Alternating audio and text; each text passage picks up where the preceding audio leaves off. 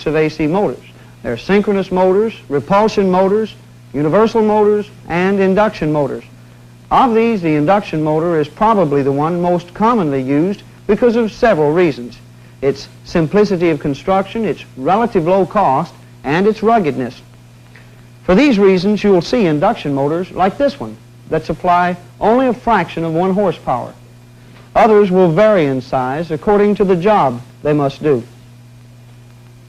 So, in this lesson on AC motors, we'll concentrate our attention on the induction motor. Once you understand its operation, it's a simple matter to understand the operation of the other types. Now, to begin our examination of the induction motor, let's take a look at how it's put together, its physical construction. Oh, don't worry about your TVI guide for a while. We'll fill it out during the review, after we finish the discussion. Bob? Okay. This is a typical induction motor disassembled. Now, as we've said, it's very, very simple. We have the 2 end bells, the stator field windings, and the rotor. Now, let's take a look at these end bells. The end bells are used to house the bearings or the mounting devices that hold the rotor shaft in place.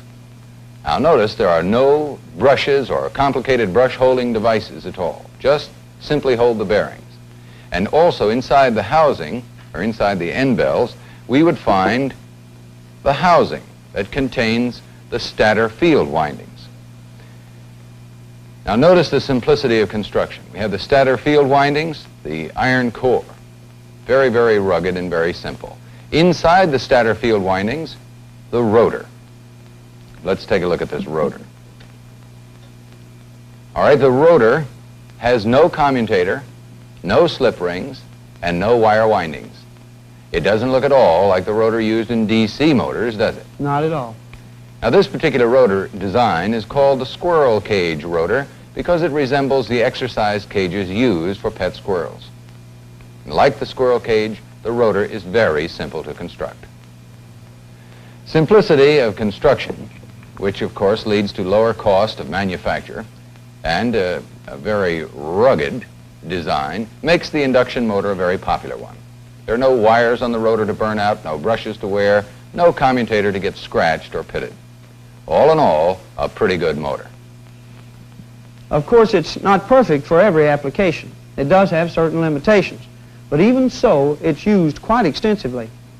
Now, there are several types of induction motors, but they all operate on the same basic principle.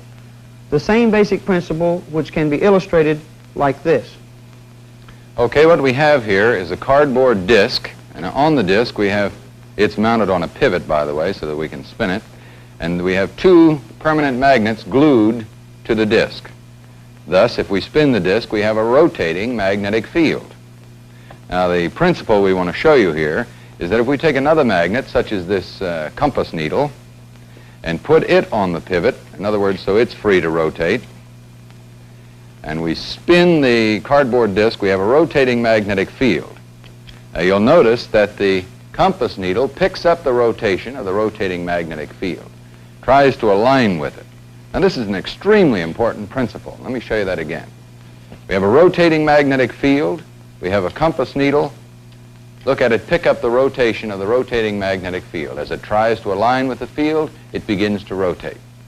Now, this principle is the one that makes the AC motor operate. In the induction motor, the moving or the rotating magnetic field is supplied by the stator field windings. Right. And the rotor follows this field movement because it becomes an electromagnet. In other words, when current is applied properly to these windings, a magnetic field is generated that rotates about the housing. Now, the field windings do not move themselves, and this rotor is not a permanent magnet. But watch what happens when the rotor is placed inside the field windings. And the power is applied. The rotor rotates. Now, it's not physically connected to the field windings in any way, but it does rotate. Why? Simply because the field windings are providing a rotating magnetic field that induces a voltage into the rotor that causes current to flow, and the rotor becomes an electromagnet. And once it's magnetized, it's got to follow the rotating magnetic field, just like the compass needle did. Right. Now, Bob, we should point out that this rotor is not the correct size for this motor. No, it's a little smaller than the one that belongs in here. Well, we've used a smaller rotor to emphasize the fact that there is no physical connection between the rotor and the field windings. Actually, there are two major points to discuss in order to understand how the induction motor operates. First, we must have a rotating magnetic field produced by the stator windings. And second, we must cause the rotor to become an electromagnet. So let's first determine how we can produce a rotating magnetic field. Okay, coming up. Now, these four coils represent the stator windings of the induction motor. Actually, they're wound to act like solenoids for this demonstration. And we made them out of a deflection yoke from an old television set. Of course, the stator windings in the induction motor are not made exactly like this, but the magnetic field produced is essentially the same. Now, this switch on the bottom will allow us to apply certain voltages with certain polarities to these coils. And on this chart, we'll show these polarities during each increment of time. Now, in the center of the coils, we've placed a permanent magnet with an arrow on it to show the direction of the magnetic field at any one time.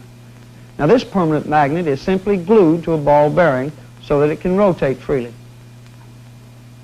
Now, the object of this demonstration is to cause this arrow, this magnet, to rotate 360 degrees by causing the magnetic field produced by these coils to rotate 360 degrees.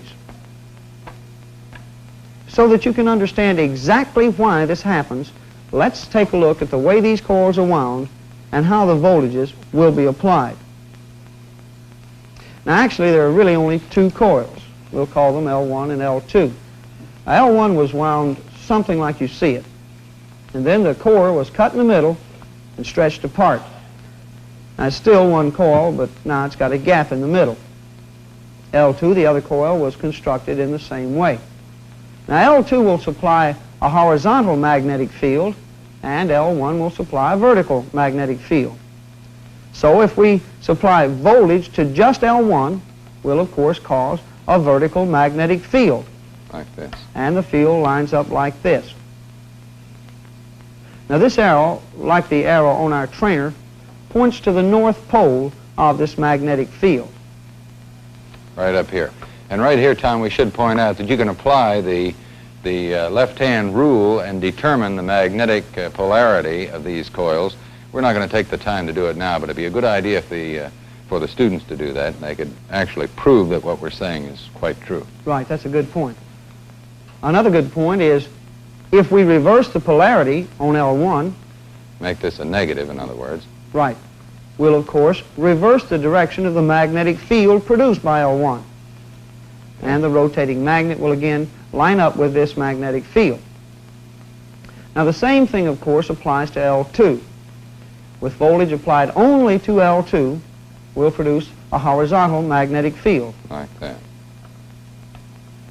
There we go. And if we reverse the polarity applied to L2, go from positive to negative again. We'll, of course, reverse the direction of the magnetic field. Right. Now, from this, you should see that we can already produce four magnetic field directions, up, down, left, and right, simply by supplying the proper polarity of voltage to each coil. Now, we can also energize both coils at the same time and produce four more directions. Okay, we're going to pause there. Now, by supplying both L1 and L2 with this polarity, L1 produces an up direction, L2 produces a left direction, so the two equal fields combine and move up and left at this angle.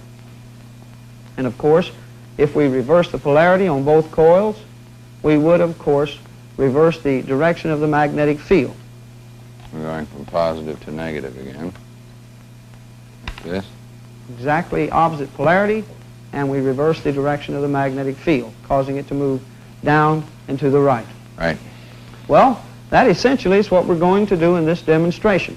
Simply supply voltage with the proper polarity to cause a magnetic field to rotate 360 degrees in a clockwise direction.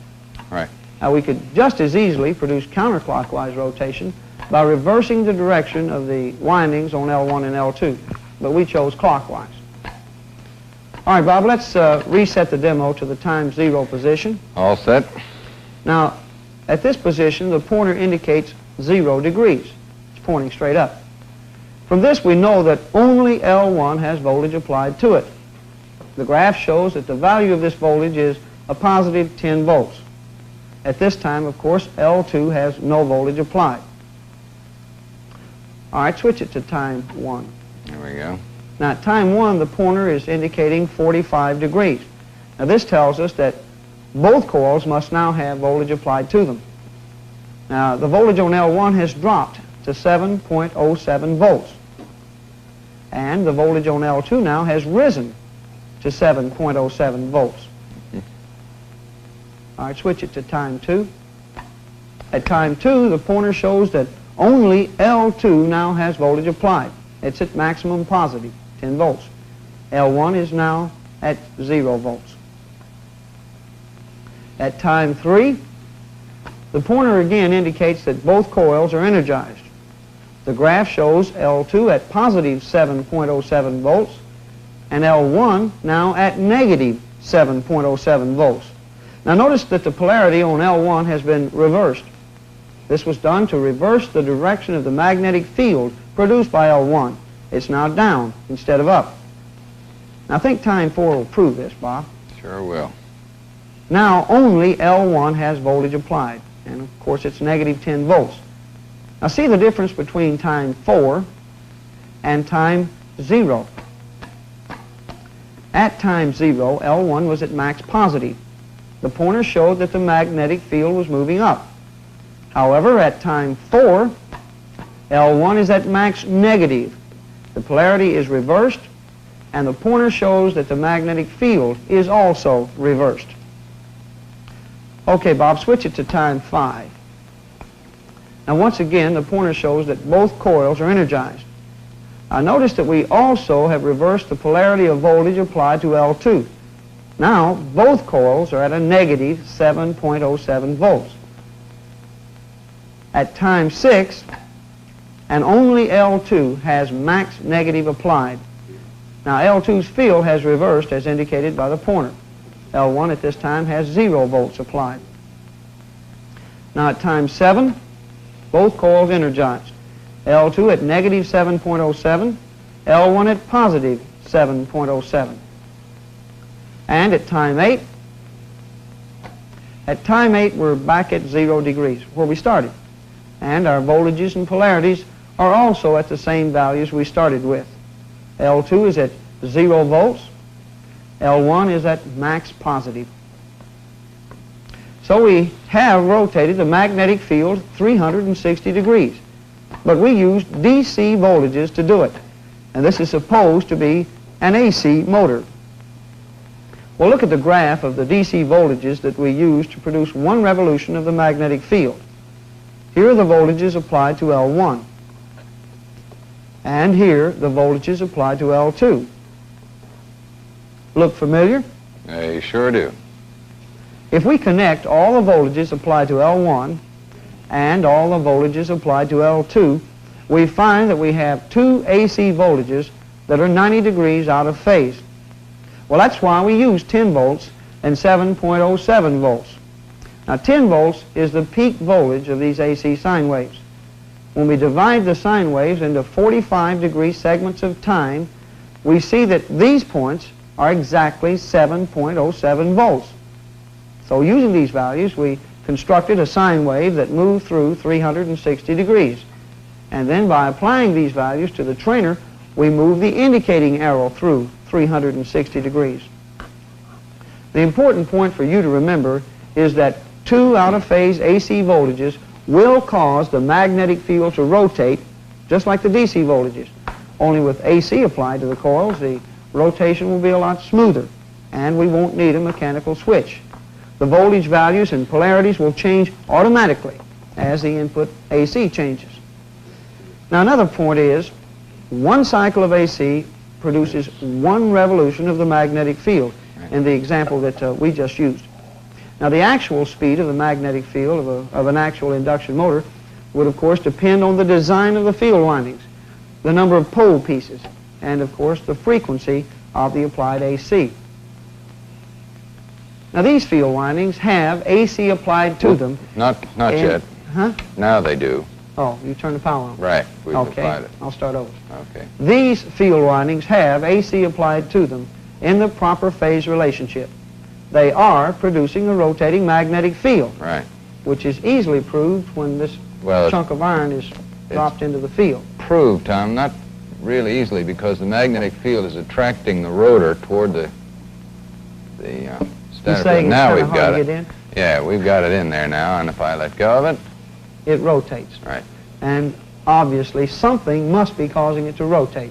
Mm-hmm. And that's something, the rotating magnetic field. Right. A rotating magnetic field. But how does this cause the rotor to become an electromagnet? Well, you remember the requirements for induction? I sure do. A magnetic field, conductor, and relative motion. All right. We've got a magnetic field here that's rotating about the field windings. I'm going to take the rotor out of there and prove that we have induction taking place. Now, Why don't you explain all what right, you've I'm got going to there, do Bob? that. This is a coil of wire. The ends of the wire are connected to a resistor that is connected to the leads on our PSM6. And the object is, if we get current to flow in this loop, we'll have current flowing through this resistor, we'll get a voltage drop, and we'll read the voltage on the PSM6, okay? Okay. All right, now I'm going to take the loop of wire and place it in the field windings. Now I want you to watch the meter on the PSM6 here. Now, let me apply the juice first. You may hear a little hum being picked up by the microphone because of this magnetic field. Now, as I place this loop of wire into the field windings, like this, you'll see, You've got something there. There see it the is. PSM6 indicating a voltage value. That's induced voltage, huh? That's right. That's the induced voltage from this loop. And you can see that I take the loop out, it goes away, put the loop back in. I've got to get the loop all the way down in there. There you go. Now we have the rotating magnetic field inducing a voltage into the loop, which we're reading on the PSM6. Now the important thing to realize here is that once we get current flowing in this loop, once we get a current flow in this loop of wire, we have a magnetic field established about the loop. Now this means that we'll exhibit a north pole on one side and a south pole on the other. Or in other words, we have magnetized the loop. Made right? it an electromagnet. An electromagnet, right. Now actually, the rotor is the same thing, or almost the same thing. And a rotor is made in a very, very similar way. Instead of using windings of wire, however, we use conducting ring on this end, conducting ring on this end, and they're joined together by conducting bars, these little white lines. And the reason I say conducting, sometimes they're made of copper, sometimes aluminum. This one happens to be aluminum. Now, current, as the rotating field goes around this rotor, current is caused to flow in the rotor, which sets up a magnetic field, and the rotor develops a north and a south pole. Now, once we magnetize the rotor, it has got to follow the rotating magnetic field, as you've already seen, just like that. Okay? That's it. The rotor follows the rotating magnetic field as soon as it becomes an electromagnet. Same thing that occurred with our little demo, the permanent magnets on the card with the compass needle. You should point out, Bob, that the rotor also has a core made of... Right. Now the rotor is a little different than the wire loop because it has an iron core, or a material that has a low magnetic reluctance. Now this, of course, concentrates the magnetic field and makes the rotor a stronger magnet. So the rotor turns following the rotation of the magnetic field. But, Bob, how fast does the rotor turn? Well, to answer that one, we've got to reconsider the requirements for induction. You remember the requirements? I sure do. Magnetic field, a conductor, and relative motion. Now, this relative motion is between the magnetic field and the conductor. And, of course, if there's no relative motion, then there's no induction. That's right. So we know from that then that the rotor cannot turn as fast as the magnetic field, because if they were both turning at the same speed, there would be no relative motion between them. No relative motion, no induction, no current flow in the rotor. And of course, if we didn't have current flow in the rotor, there would be no magnetic field, no magnetism in the rotor. The rotor would just be another chunk of iron. And we also know that it can't turn faster than the magnetic field, because the magnetic field is what causes the rotor to turn. That is, it's the driving force. So if the rotor can't turn faster than the magnetic field, or even at the same speed, the obvious conclusion is that the rotor must turn slower than the magnetic field, right? Absolutely brilliant conclusion. Good. But tell me, Bob, how much slower? Now, that depends on two things. The amount of internal loading and the amount of external loading. Now, what do we mean by that? Internal loading refers to the drag or the load on the motor caused by weight and friction. You mean like it would be easier for a little guy like me to push a small light car than it would to push a big old heavy clunker like yours? It'd be easier for anybody, Tom. Especially me. Right. The same thing is true of this rotor. That is, it takes a certain amount of energy to overcome its weight to cause this hunk of iron to turn. And, of course, the friction of the rotor shaft on the bearings adds to the internal load. And there's a little cooling fan built into the rotor, and that increases the internal load. Now, the external load refers to the job or the work that the rotor must do. That is, turn gears or operate pulleys, or maybe turn a fan blade. That you just happen to have with you. Happen to have one in my pocket, right? Very good. Now, when we put this fan blade on the rotor, we have increased the load or the drag on the motor. And therefore, it's going to turn a little slower. In fact, I've got to give her a little start there to get it going. Now, it turns slower. Now, before, the rotor was turning almost as fast as the magnetic field, under a no-load condition, of course. Right. Now it slows down a little. Well, it slows down a lot because it's got work to do. There's more drag on it. Right. That's the way. Mm-hmm. So the rotor does then turn slower than the magnetic field. I think we've proved that point, Bob. Right. Now, the difference between magnetic field rotation speed and rotor rotation speed is called slippage. And the greater the load on the motor, the greater the slippage. That's right. Now, since we put a load on the motor, this fan, in other words, we've caused the rotor to turn slower. Well, how do we generate enough energy to keep that rotor turning? That's a very good question, Bob, and I hope you've got a good answer. Oh, we do. The rotor becomes an electromagnet, right? Right. But how strong an electromagnet is the rotor? How strong should it be? It should be just strong enough to do the job, in this case, to keep the fan blade turning.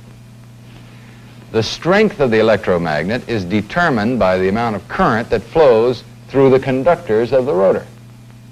The more current, the stronger the magnet, and so therefore the current in the rotor is determined by induction. I've heard that somewhere before, induction. Mm-hmm. Well, we know that the magnetic field strength is at some fixed level, depending on the applied voltage. And we know the number of conductors in the rotor is also fixed. So the only variable factor that could affect the amount of induction is the relative motion between the magnetic field and the rotor. Is that right? Exactly. So if we increase the relative motion, we increase the rate or the frequency at which the conductors are cut by the flux lines of the rotating field.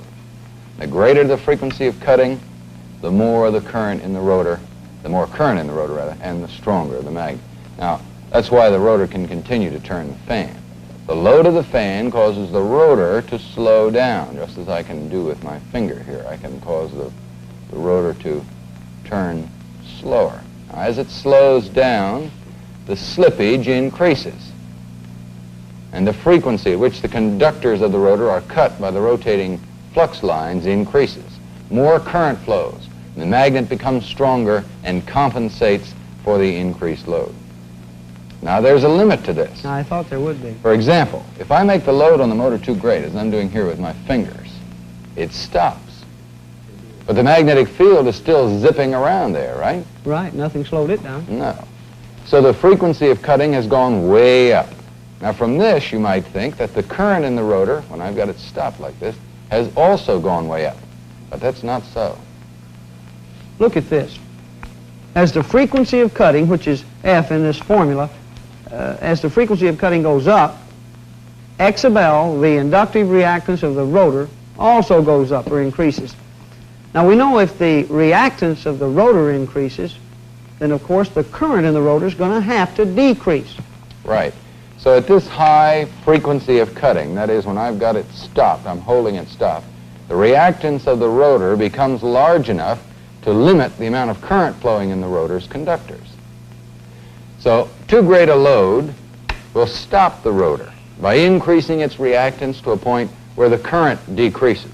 And of course, as the current decreases, the strength of the electromagnetic field decreases, the motor can no longer do its job, and it stops. Now actually, trying to operate a motor with too great a load on it will result in damage to the motor. And of course, that's why motors are rated for different loads. That's very logical. Okay? Now this curve, which is known as a torque curve, will give you some idea of the relationship between rotor rotation speed, magnetic field rotation speed, and the turning force or torque generated by the motor. Now with no load on the motor, the speed of the rotor is almost equal to the speed of the magnetic field. There's not all that much holding it back. But as the load is increased, as when Bob put the fan blade on, the rotor begins to slow down. The rate of cutting increases and torque increases, compensating for the added load. But at this point now, torque is maximum. Now, if the load is increased any more, as when Bob held it with his fingers, the rotor, of course, must slow down.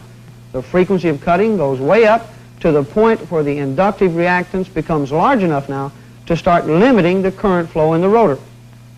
The strength of the electromagnet decreases, torque decreases. The motor stops and begins to overheat. Now, if left in this condition, of course, the motor will be damaged. Now, the point on this curve where the motor is designed to operate is just about, just about here. Right. Now, this allows the load to change slightly without upsetting the stability of the motor. Right.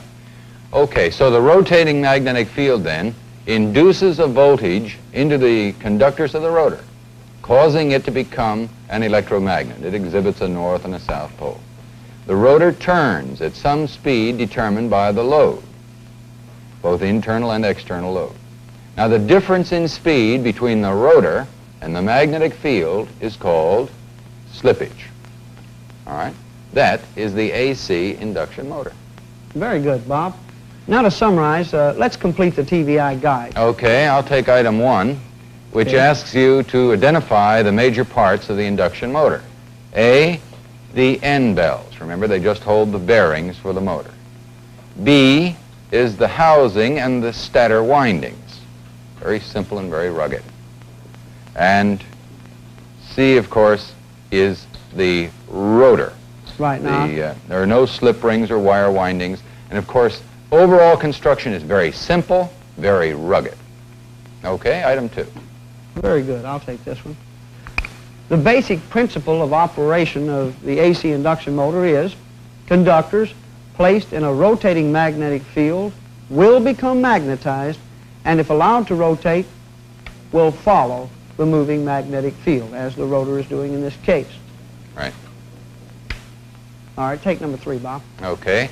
A rotating magnetic field is achieved by applying out-of-phase voltages to the stator or the field windings, which we represented on this demonstrator. Now, you should point out, Bob, that the most effective phase difference to use is 90 degrees, as we did. Right. It'll work at other phase differences. In fact, any phase difference other than 0 or 180 will give you a rotating magnetic field. But as you said, the most effective, the most efficient one is 90 degrees phase difference, and that's the one that's probably most commonly used. Right. Now, I'll take item 4. All right. Help so. All right, item 4. The rotor acts like a magnet. Well, it actually becomes an electromagnet and follows the rotating magnetic field because of induction. Okay, and we proved that with this little loop of wire, the resistor and the PSM6. We put the loop in the field windings, and the PSM6 showed us that we did have a voltage induced into the loop, causing current to flow. Once we had current to flow, we know that the loop had to become magnetized and exhibit a north and a south pole. And once we get it magnetized, it has got to follow the rotating magnetic field. Which brings us to item 5, which I believe you can have. Exactly. All right, the rotor of the induction motor does not rotate as fast as the magnetic field because of several forces that act on the rotor. One, the internal load, that is rotor weight, the little fan, the bearing friction, and so on, and the external load on the motor, such as the gears, pulleys, or the fan blade, or in this case, my finger. As I squeeze it a little bit, you can see that it turns Whatever work slow. the motor Right. must do. So the rotor's got to go slower than the rotating magnetic field in order to have relative motion so that it can become an electromagnet. Which brings us to item number 6 in the TVI guide, and my turn. Slippage is defined as the difference between the speed of rotation of the magnetic field and rotor rotation speed. Right. Okay. Then All right, remember, item this slippage 7. is an extremely important one, Tommy, because without a difference in speed between the rotor and the rotating magnetic field, Well, we won't have an electromagnet. right, we wouldn't have relative motion, we wouldn't have induction, and the motor wouldn't work. So slippage is an extremely important aspect of the induction motor. Now, can I Okay. get item 7? I'll get it, all right? All right, you can have it. Item 7 shows you how one complete revolution of the magnetic field is accomplished by applying these out-of-phase voltages to the stator windings. Now, you can study this very, very carefully so as to fix the principle in your mind. Which And was, by the way, we might point out, Tom, and once again, that you can apply the left-hand rule to all these coils and prove precisely what we've said, right? We can develop a rotating magnetic field. I'm certainly glad you said that, a rotating magnetic field A rotating magnetic field. that induces a voltage in the rotor, causing it to become an electromagnet, Right. which will follow the rotating magnetic field. Simple And rugged. and economical. Right. The AC induction motor, because of all these facts, will be found very, very widely in your career as a technician. So study that TVI guide and learn all you can about it. I sure You will. too.